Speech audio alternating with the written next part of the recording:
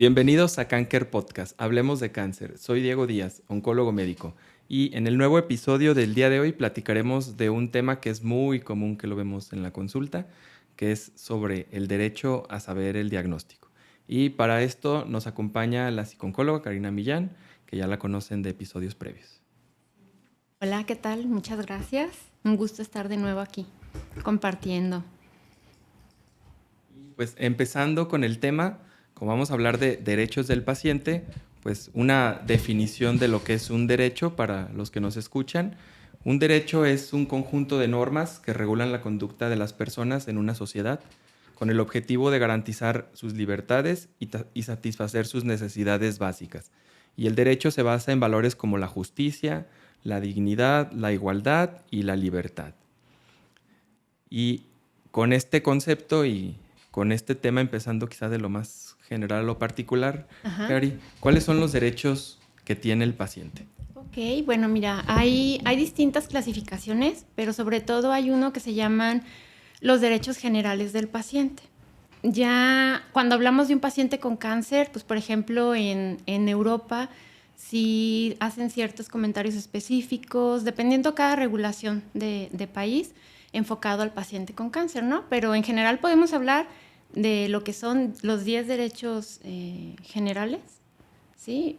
Como te pudiste dar cuenta cuando revisamos alguna información, algunos clasifican un poco más, por ejemplo aquí en la ley de salud, de repente se integran otros, algunos agrupan 9, otros agrupan 6, pero por lo general son 10, ¿no?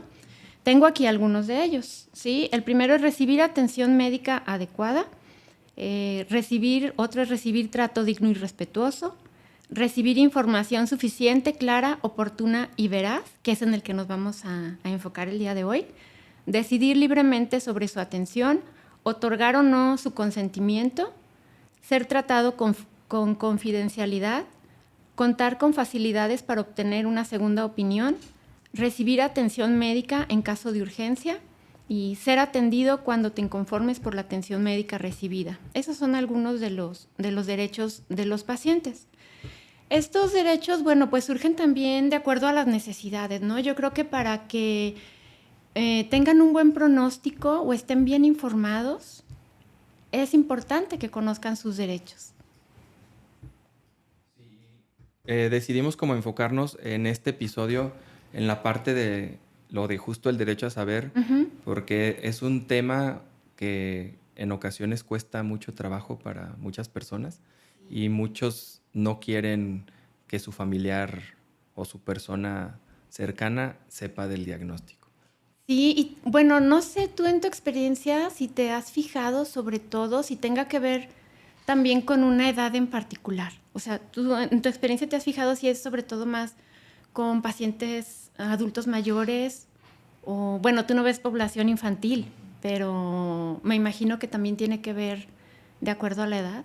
Sí, sí lo vemos más común con personas mayores.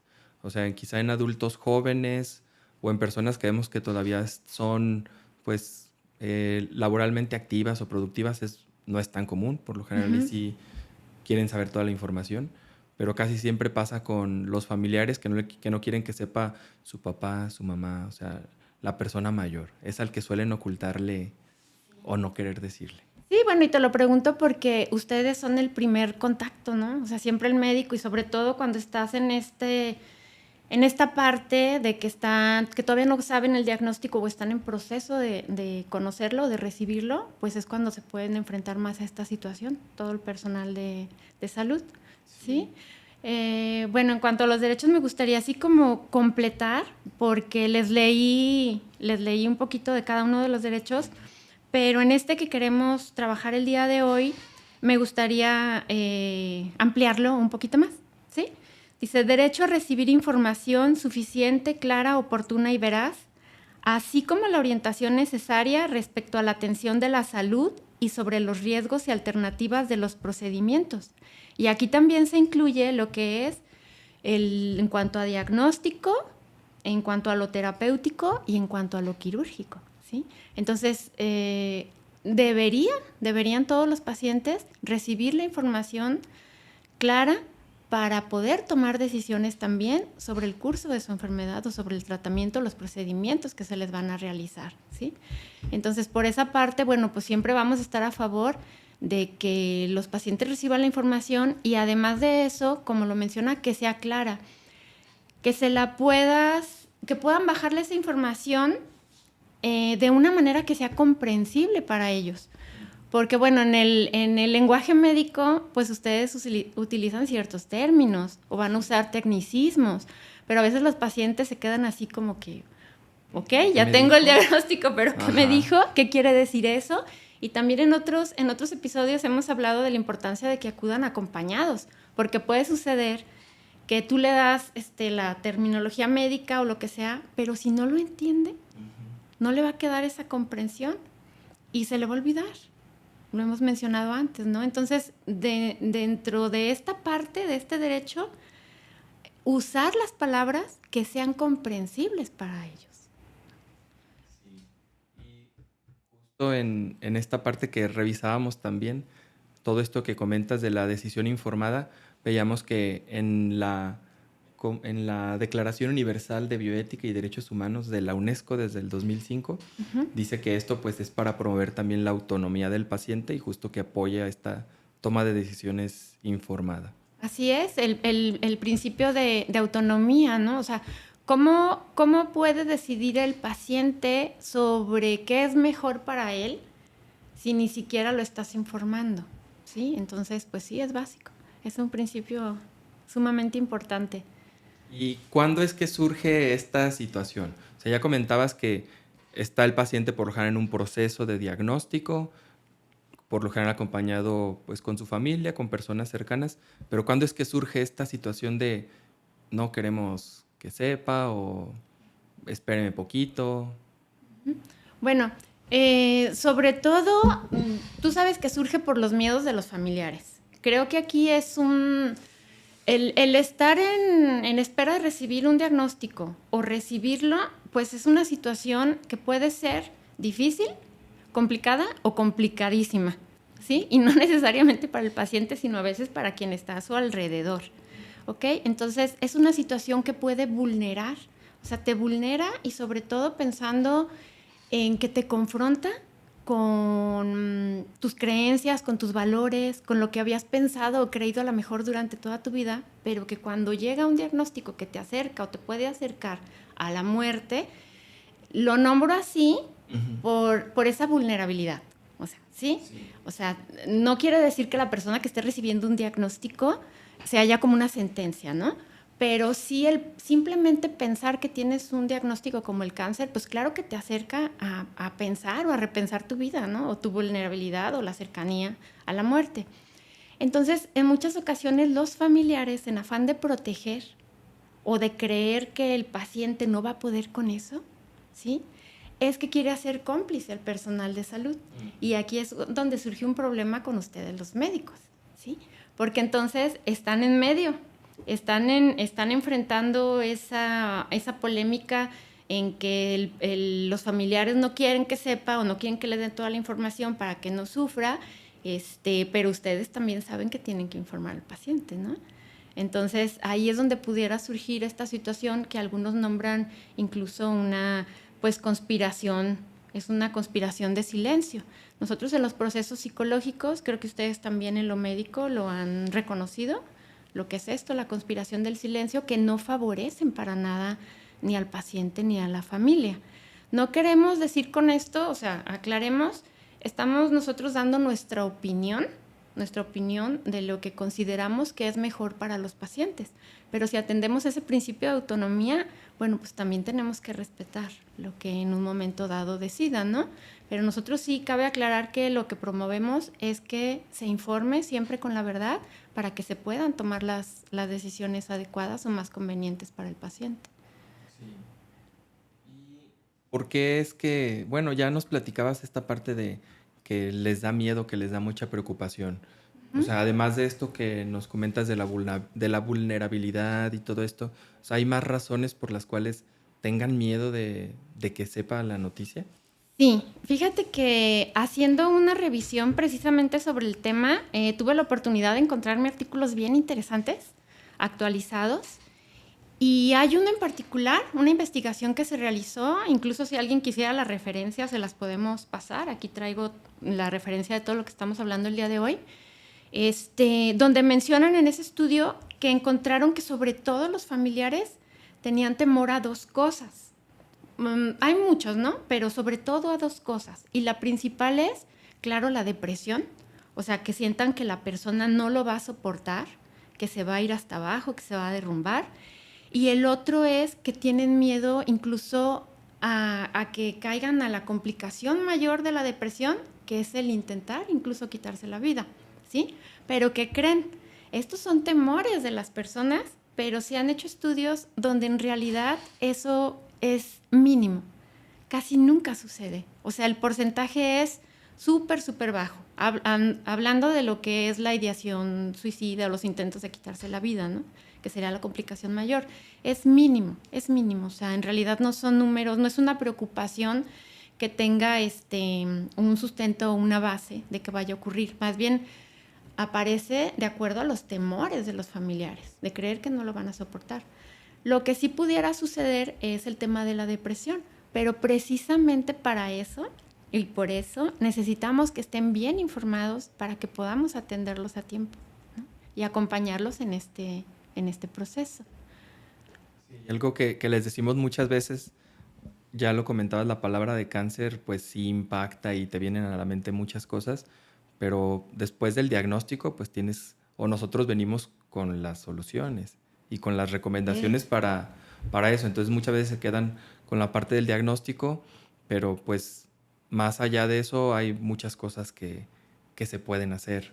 Sí, y fíjate, por ejemplo, cómo ha ido cambiando, ¿no? O sea, anteriormente los pacientes, pues era como que se quedaban con lo que el médico decía y ya, pero ahora también hay una participación más activa por parte del paciente, cómo todo va cambiando y también es el acercarse al médico, que ya lo veremos más adelante, para poder generar esa relación de confianza y pues que se puedan poner en sus manos, ¿no?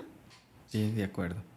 Y para esta parte, Cari, hay etapas, como lo hemos visto en otros temas, ¿hay etapas de este proceso?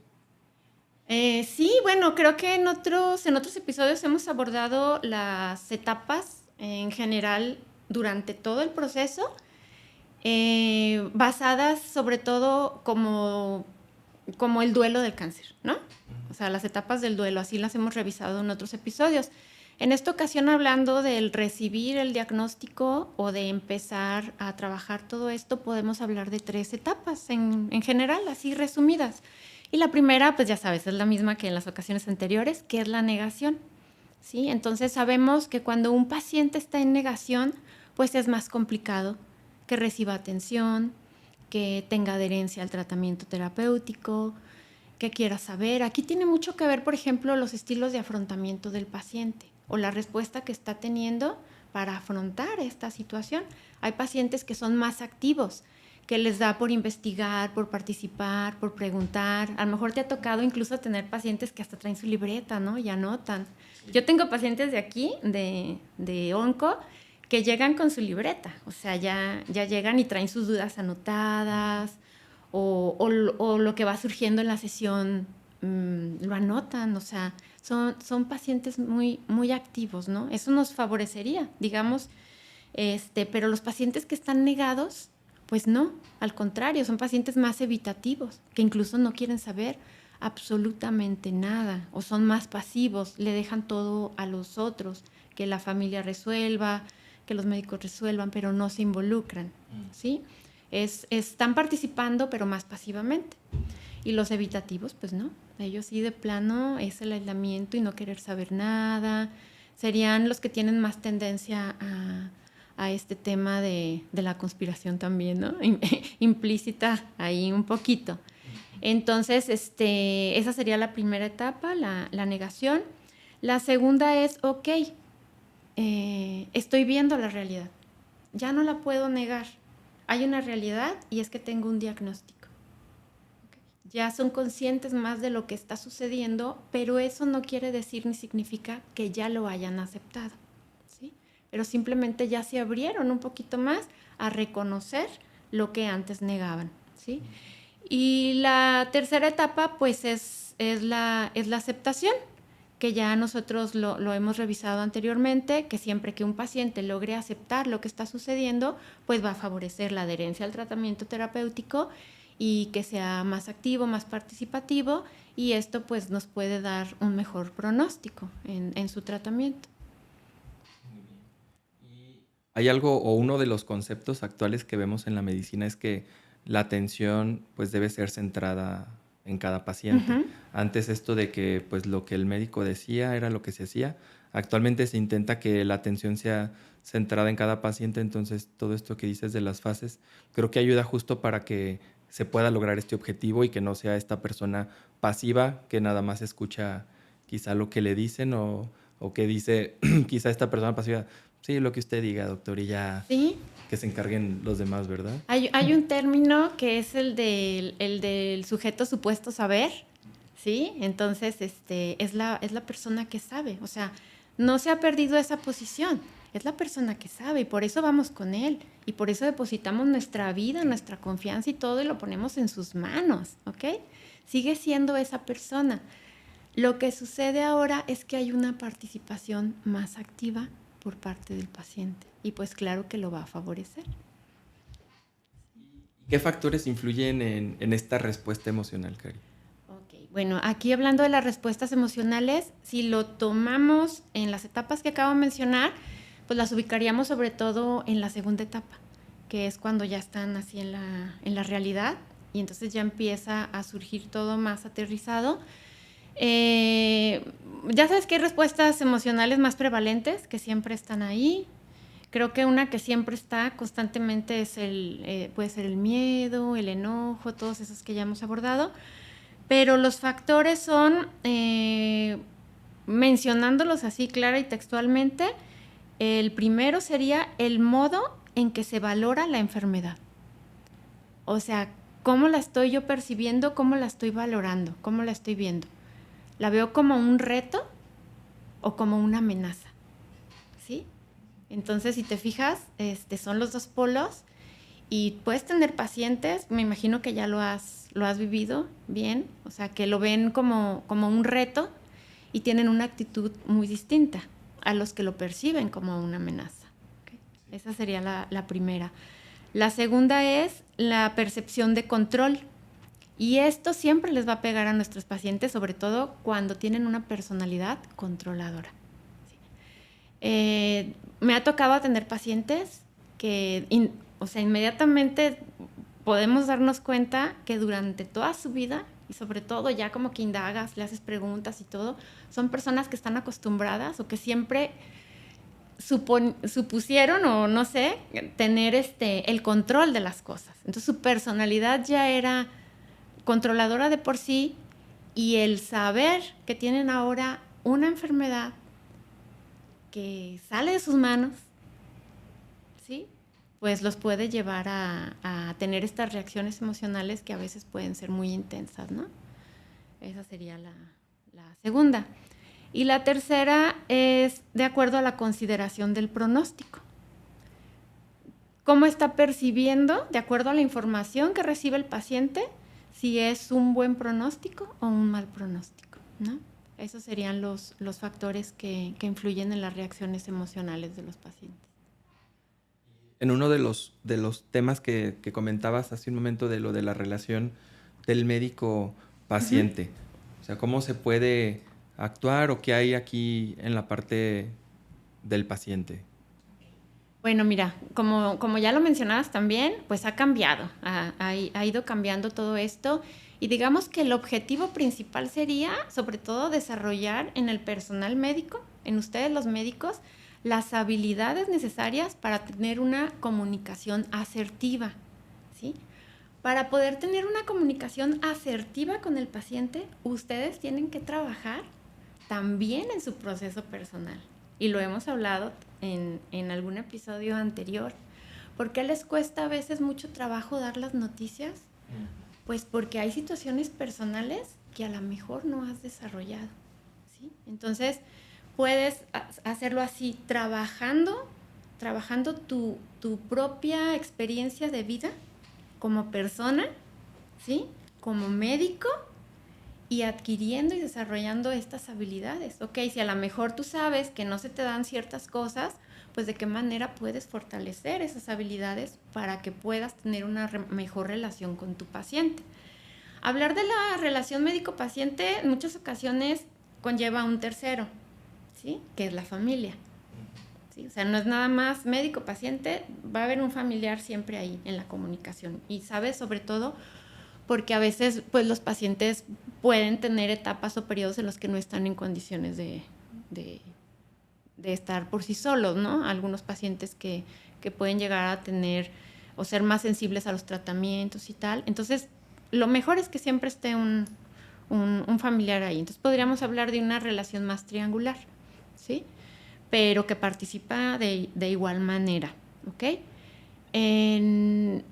Nosotros en psicología, independientemente de la teoría o el marco teórico que tengas o lo que sea, hubo un consenso por ahí de los años, no sé, finales 90, 2000, que todavía permanece, en el que se nombran 4 pilares básicos para que un tratamiento psicoterapéutico se lleve a cabo como nosotros quisiéramos, ¿no? Son cuatro pilares básicos o 4 factores que influyen así muchísimo, y creo que en esta parte también aplica, ¿sí? Estos 4 vienen siendo, primero, la confianza que generes con el paciente. Creo que también en ustedes tiene un peso muy importante, ¿no? Sí. O sea, si no generas primero esa confianza, que tu paciente confíe en ti, o sea, a fin de cuentas, el que tú le estés brindando la información que necesita, de acuerdo a lo que ya vimos en un inicio, bueno, pues le va a generar seguridad, confianza, y le va a dar un mejor panorama para su tratamiento, ¿ok? Entonces, en psicología, si llega un paciente, a lo mejor te puedes dar la oportunidad la primera sesión, quizás la segunda, ¿ok? Pero si no hay como esa relación de confianza, no va a funcionar el proceso. Eso les hablo, es en psicología. En medicina, tú dime, ¿cómo Sí, lo ves? aplica muy similar. O sea, sí es algo importante cuando estamos dando las noticias, pues esta forma de comunicación y que, como decía hace un momento, no solamente le digas, pues, tu problema o tu diagnóstico es tal, estás en tal etapa y tienes, pues, tal pronóstico, sino que de la mano de eso vayan las soluciones que tienes para ese problema. Entonces, muchas veces, pues, pasa o me toca que después de que das el diagnóstico, de que resuelves todas sus dudas, y ya viene pues todo lo que tú le platicas de los tratamientos y que esperan y todo, pues muchas veces ya el paciente con toda esta información y con toda la aclaración de sus dudas, pues ellos mismos te dicen, ah, ya me queda todo claro, le tengo confianza, confío en que va a salir bien, en que todo va a estar mejor, pero pues creas ese, pues como ese lazo o ese nexo Sí, que puede ayudar así en los es. dos lados. Por ejemplo, en psicología, si no hay ese clic o ese match, pues no te va a funcionar. Y que les quede bien claro a todas las personas, ¿no? En general, no es que el profesional no esté capacitado, o simplemente es que tiene que haber esa relación de confianza para que todo vaya mejor. Estoy hablando en psicología, ¿sí? En psicología, a lo mejor, pues, ¿qué sucede? Bueno, pues a lo mejor no era el psicoterapeuta para ti, pues te vas con otro. Lo importante es que tú te sientas cómodo, en confianza, que te sientas seguro, ¿no? Yo te mencionaba esas palabras, la seguridad, la confianza, pero sobre todo que te sientas comprendido. Y también hemos hablado de no invalidar en otras ocasiones. O sea, vamos a comprender al paciente, lo vamos a escuchar, y ya, si vemos que no es lo más favorable lo que él esté pensando, lo que esté creyendo, veremos la manera de abordarlo, pero primero lo vamos a escuchar, no lo vamos a invalidar. Sí. Y aquí, o sea, esta parte, y quizá retomando un poquito uno de los puntos que decías, o sea, para nosotros es muy importante poder informar todo y claro. porque si no, uno también en esto de la conspiración, Ujú. o sea, de que te vuelves cómplice, pues muchas veces cuando quieren que seas cómplice, digo yo la verdad es que no suelo serlo, este, pero sí como que te intentan poner en una situación complicada porque tú sabes que tienes que informarle, a menos que quizá la persona te diga, yo no quiero saber nada, ¿no? Pero si Así es es. por parte de uno de los familiares, pues tú estás en tu obligación de informar y ellos en el derecho de saber, ¿no? Así es, sí. Y lo mencionaste en un inicio, está el principio de autonomía. Fíjate, simplemente, o sea, si nos ponemos a pensar una pregunta, mm, o sea, ¿tú qué harías? ¿Tú qué harías? O sea, si tú estuvieras en el lugar del paciente, ¿tú qué harías? ¿Tú qué querrías para ti? Sí, mira, quizá es una parte, o quizá yo lo puedo decir muy fácil porque lo veo diario, pero, o sea, independientemente de estos diagnósticos o cualquier otro, yo lo que preferiría es estar informado, o sea, saber lo más que pueda de mi problema Ujú. y saber qué soluciones tengo. O sea, yo sí creo y les digo también a los pacientes, o sea, mientras más información tengas y clara y confiable, todo va a fluir mejor. Sí, En- y lo hemos hablado, ¿no? También en otras ocasiones. O sea, si no sabes, si no conoces, vas a estar en la incertidumbre. El estar en espera de un diagnóstico o recibiendo un diagnóstico te va a generar muchísimas dudas, muchísimas preguntas. Estás completamente vulnerado. Entonces, la mejor manera es atendiendo todas esas preguntas, encontrando esas respuestas para que te puedas sentir mejor. Y otra cosa que vemos también seguido aquí es los familiares que te dicen que no sepa. Muchas veces, pues este paciente viene, pues no de 1 o 2 días de un diagnóstico. Muchas veces trae un problema que ya tiene semanas, meses, cuando se diagnostica. Y pues las personas creo que si están conscientes y si están en su sano juicio, pues también saben que algo está pasando con ellos, Claro, ¿no? Entonces como que esto de que no le digas porque yo sé cómo se pone y que no lo va a aguantar y sabe qué, pero pues la persona por el otro lado, en este camino que puede ser medio complicado, pues también ellos ya sospechan que tienen un problema. Y el sí, hecho de que no les dices que es, bueno, lo que tienes es una infección o lo que tienes es un problema del corazón. O sea, son cosas como que se les hace muy fácil decirlo. ujú, Pero cuando no les dicen estos problemas, pues el paciente también empieza a decir, ¿no? O sea, si no tengo, o sea, me falta el aire y no tengo un problema, no traigo una neumonía o no tengo otra infección o un problema del corazón. O sea, si ya me descartaron todo, entonces ¿qué tengo? Pues obviamente ellos también piensan que claro, pueden tener claro que un sí. Y cáncer. además, imagínate, o sea, ya cuando reciben un tratamiento, o sea, Ujú. y con toda la información que tenemos actualmente, el acceso a las tecnologías, o sea, ya, por eso te digo, todo va cambiando y cada vez es más complicado. Es una negación más por parte de los familiares, ¿sí? Imagínate, empiezan a recibir quimio, Ajá. tomada, como sea, y pues tú sabes que pueden perder el cabello. ¿Cómo les vas a explicar la pérdida del cabello? O sea, mejor puedes decir, sí, pues son medicamentos. Hay medicamentos que tumban el cabello.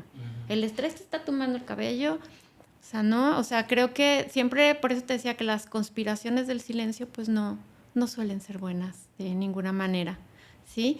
Y fíjate, te estaba hablando de los 4 pilares, te mencioné uno, que era el tema de la confianza. Y, Ujú. y en el segundo tiene que ver el contexto.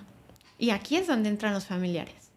En el contexto, pues está la familia, el trabajo, la cultura, la ciudad en donde estés, o sea, todo lo que tiene que ver con el paciente, pero sobre todo la familia. Hay ocasiones en las que tenemos pacientes que ponen todo de su parte o están en el hospital y están perfectamente bien, pero regresan a su contexto, a su casa y se van para abajo. Porque entonces están recibiendo o no están recibiendo de la familia lo que necesitan. Y entonces ahí nos puede también jugar en contra, ¿no? Ese sería el segundo. El tercer pilar, pues es tu formación médica. En el caso de psicología, bueno, pues en lo que te vas a basar, perdón, tus esquemas conceptuales, tus métodos de intervención, ¿sí? En su caso, ¿cuáles serían? ¿Repites la pregunta? Me perdí. Sí, yo hablándote de psicología es, por ejemplo, los fundamentos teóricos en los que yo me baso para atender a mi paciente, mis modelos de intervención.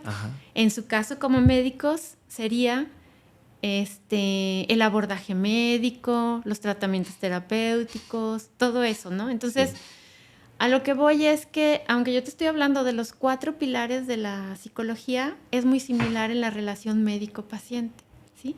Todo lo que tú estás haciendo en cuanto a tus conocimientos para atender a tu paciente. Y el cuarto sería, pues, la participación activa de todas las partes, ¿sí? Que sería el paciente, en mi caso, pues, el psicoterapeuta o el psicooncólogo, en tu caso, pues, el médico paciente, ¿no? O todo el equipo médico, porque estamos hablando de un equipo médico interdisciplinario o multidisciplinario, ¿sí? Que entra pues el oncólogo, el cirujano, radio, o sea, todos los que se involucren. Sí. Y ahorita que decías lo de...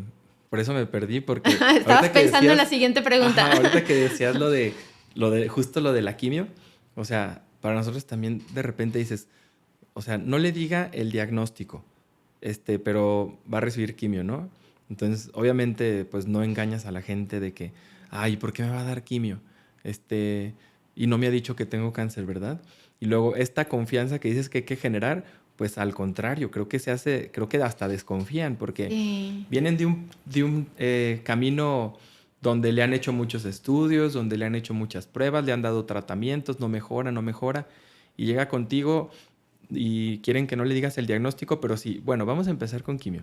Te voy a decir, sí, pero ¿por qué me va a dar quimio? Ah, no, pues porque pues trae ahí un problema, ¿no? Pero, o sea, más bien de que generes confianza, va a decir la persona o el paciente, oye, mijo, y si mejor vamos con otro doctor, parece que no sabe ni qué tengo y me quiere dar quimio. O sea, en vez de que generes ese vínculo de la confianza, o sea, no te ayudan para... Sí, y entonces te puedes dar cuenta que es poco viable el tema de no darle información al paciente o de no informarle lo que tiene. O sea, si lo aterrizas en la realidad, es muy poco viable. ¿De qué sucede? Sí sucede. Yo no sé si tú has tenido casos particulares donde tu paciente no sepa. No, la verdad es que no. O sea, sí es frecuente que te digan, oye, pero no le digas o no digas la palabra cáncer o algo. Pues yo la verdad le digo que justo por el paciente tiene que saber. Entonces yo muchas veces les pregunto a los pacientes cuando nos vemos la primera consulta, o sea, ¿qué tanto sabe él? Y de ahí partimos. O sea, muchas veces el paciente dice, pues ya me dijeron que tengo un cáncer en el pulmón o me dijeron que traigo un tumor ahí, entonces bueno, pues de ahí partimos. Pero también pues le preguntas, ¿qué tanto quieres saber? O sea, a la persona o al paciente. Y en la mayoría de los casos te dice, dígame todo. O sea, ahí sí que independientemente de muchas cosas te dice, pues dígame todo. Sí, sí, así es. Y lo hemos mencionado, ¿no? Creo que aquí necesitamos la verdad. Y necesitamos la verdad para poder trabajar y proponer y tener pues esas alternativas. Y esto de la verdad, hace rato platicabas también de un concepto de la verdad. Sí, fíjate, incluso hay un término que es la verdad tolerable. Algunos lo conocen como la verdad soportable, ¿sí? También, a fin de cuentas, pues se trata de lo mismo. ¿Qué quiere decir esto? Mira, si hablamos de los familiares, que son los que principalmente tienen temor de que el paciente no vaya a soportar la verdad, tú dijiste ahorita algo que también es básico para mí. O sea, tienes que partir de lo que sabe el paciente hasta ahora y de ahí darle, ¿no? O sea, a partir de ahí vamos a ese rastreo que yo les llamo, vamos a ver por dónde tomamos ese camino de intervención.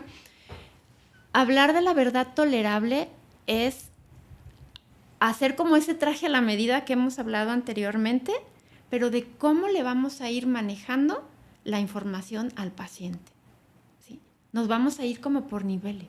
No vas a llegar y le vas a soltar todo de una vez. Tenemos que hacer una valoración previa de los recursos que alcanzamos a percibir que tiene el paciente. Hemos hablado también de ver si ya fue una persona que anteriormente tuvo crisis emocionales, si ha tenido tratamientos psiquiátricos, si ha pasado por depresión. ¿Cómo han sido sus respuestas anteriores? No quiere decir que como haya respondido antes, vaya a responder ahora, pero eso a nosotros nos puede dar ahora sí como ciertos indicadores para ver de qué manera le podemos ir bajando la información. No quiere decir que le vayamos a dar por completo todo, así como diríamos coloquialmente de golpe, ¿sí? Entonces tenemos que irlo preparando también en cuanto a sus recursos emocionales y tenemos que conocerlo y conocer su contexto para poderle ir bajando la información poco a poco, siempre respetando las leyes de la bioética, que tú lo mencionabas en un principio, ¿sí?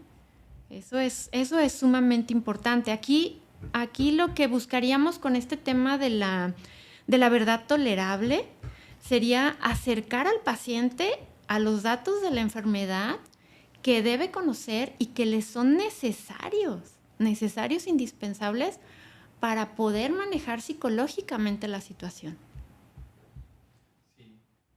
Bueno, nosotros que tenemos quizá el enfoque médico, tenemos una estructura también cuando conocemos al paciente, que es lo que conocemos como la historia clínica.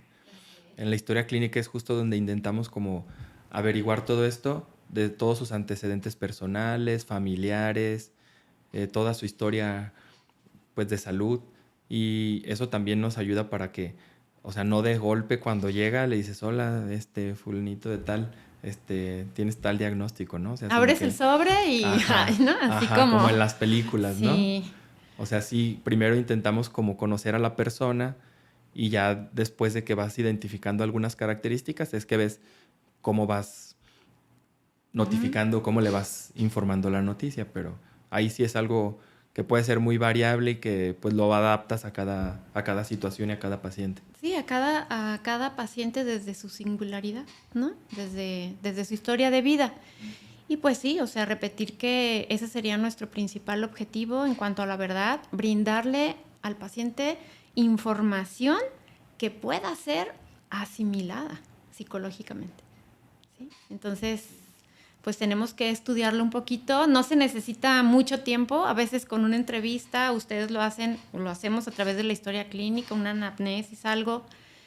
Ya cada quien tiene sus recursos como para identificar más o menos al paciente o preguntarle a la familia, todo esto para saber de qué manera le podemos ofrecer esta verdad para que sea más tolerable para él. ¿Y cuál es la importancia de que el paciente participe activamente? Digo, para todos ellos que nos escuchan, si es por primera vez, bienvenidos, ¿verdad? Y si ya nos Sí. escuchan de antes, gracias, pero para que sepan estas personas que todavía quizás están con esta idea de que, pues si yo estuviera en esa situación, yo no le decía o algo, o sea, ¿cuál es la importancia de que el paciente participe activamente en esto? Fíjate, creo que lo hemos mencionado un poquito en todo lo que hemos hablado, pero principalmente vamos a buscar la adherencia al tratamiento terapéutico, que tú sabes que es sumamente importante. O sea, que el paciente conozca lo que le está sucediendo, lo que puede suceder y también en esa adherencia lo que puede hacer y poner de su parte, ¿sí? Entonces, si tenemos un paciente que es pasivo o que es evitativo, pues no va a tener esta parte activa y no va a tener esa participación. Yo te lo mencionaba también en los 4 pilares, los cuatro principios de estos, pues el último es precisamente que participe, que esté al tanto de su proceso. Pero sobre todo hay algo que es bien importante, que es que entre más pronto se actúe, es mejor en el pronóstico del paciente, y eso tú lo sabes. Sí. O sea, por eso se hace tanto énfasis en intervenir a tiempo, en diagnosticar a tiempo, en no dejar. Entonces, cuando platicas con los pacientes, en muchas ocasiones, ellos algo que se preguntan o se cuestionan o se llegan hasta culpar un poquito, a sentir un poquito culpables, es por no haber participado a tiempo o por no haber acudido a tiempo. Pacientes que dicen, híjole, a lo mejor yo ya tenía cierta sintomatología, pero no fui en su momento y lo dejé pasar, ¿sí? O a lo mejor me insistieron en que me atendiera y no lo hice. Entonces esto evolucionó. Permití que evolucionara tal vez, ¿no? O sea, lo nombro con esas palabras porque es lo que ellos mencionan un poquito desde la culpa.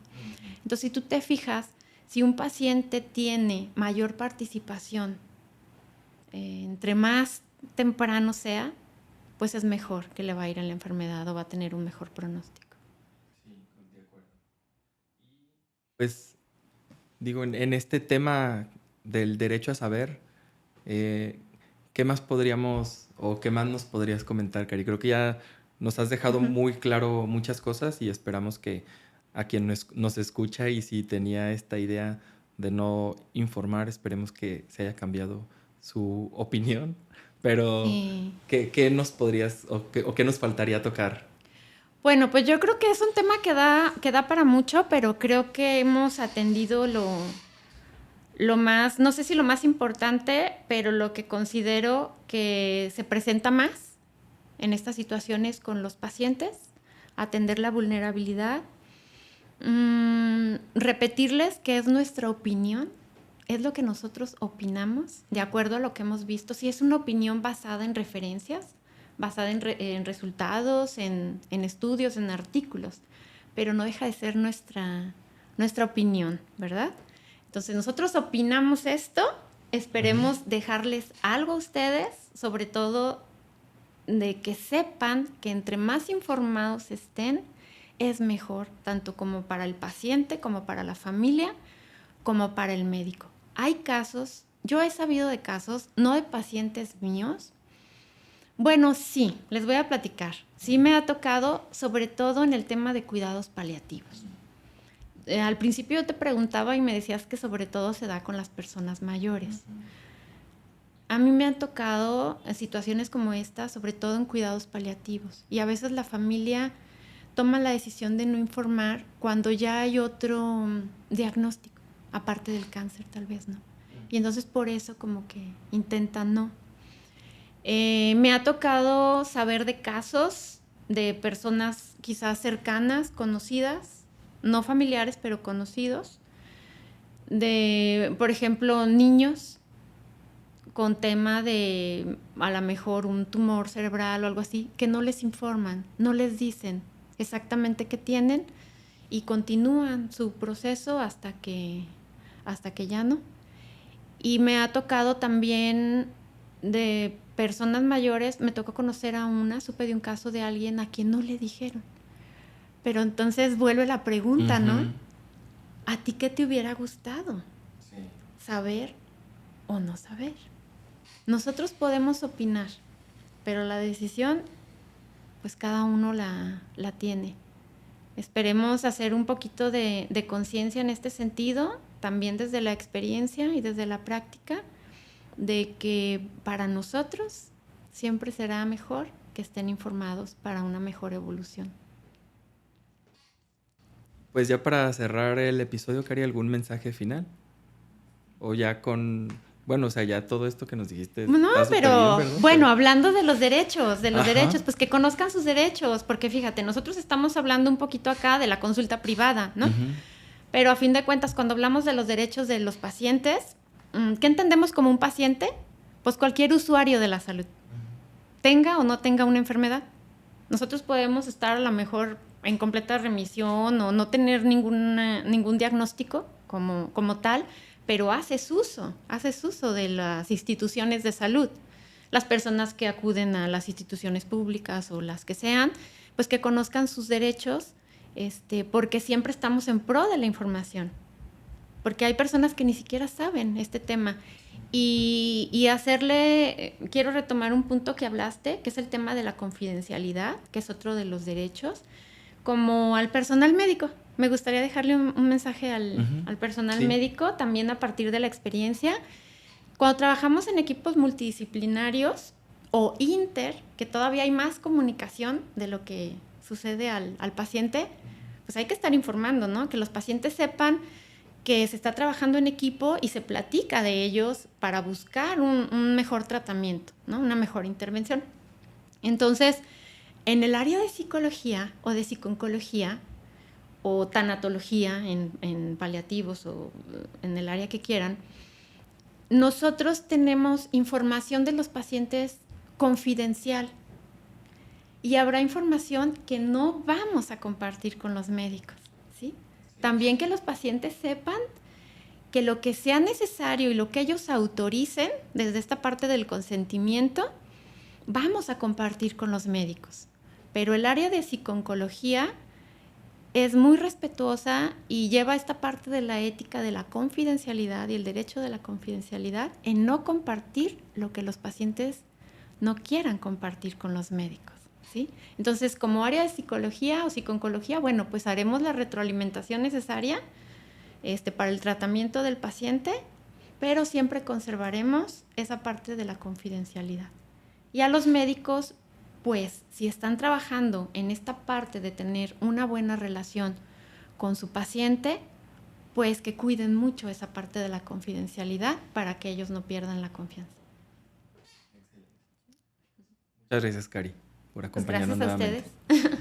Y recuerden que este podcast es informativo. Si desean más información o bajo cualquier síntoma de sospecha, acude con un especialista certificado. Siempre hay algo que hacer.